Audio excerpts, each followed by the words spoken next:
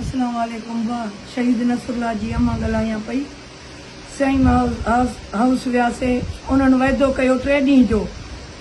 अॼु 22-23 ॾींहं थी वियो आहे, अञा कुझु न कयो अथनि।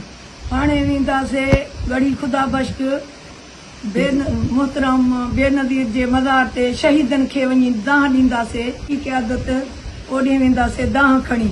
इंशाअल्लाह असांजो दाह ॿुधंदो कातिलनि जे गिरफ़्तारी जे लाइ असां ओॾे वेंदासीं इंशाअल्लाह। अस्सलाम वालेकुम। मां अरसलान ॻाल्हायां थो, शहीद नसरुल्लाह साहिब ते 28 तारीख़ ते मां ऐं मुंहिंजी अमड़ बेनज़ीर जी मज़ार ते अचूं था।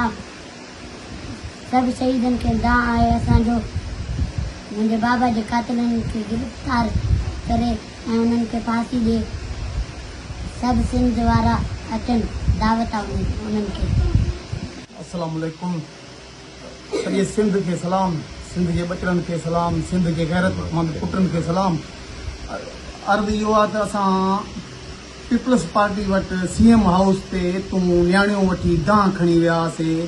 असांजी दाह वरजाइण जे बजाए एतिरो अरसो थी वियो आहे, 3 ॾींहं जो मुदत वठी CM साहिबु 20-22 ॾींहं थी विया, कुझु न कयईं। हाणे इहो दाह असां ॻढ़ी ख़ुदा बख़्श शहीदनि वटि वेंदासीं। मोहतरमा बेनज़ीर भुट्टो जे मज़ार ते ज़ुल्फ़कार अली भुट्टो खे वञी दाह ॾींदासीं, PP क़यादत सारे जी, बिलावल साहिब जी, बख़्तावर साहिबा जी और पंहिंजो CM साहिबु मुराद अली शाह जी, लंजार साहिब जी दाह वञी खणी असां मोहतरमा वटि असां पेश थींदासीं।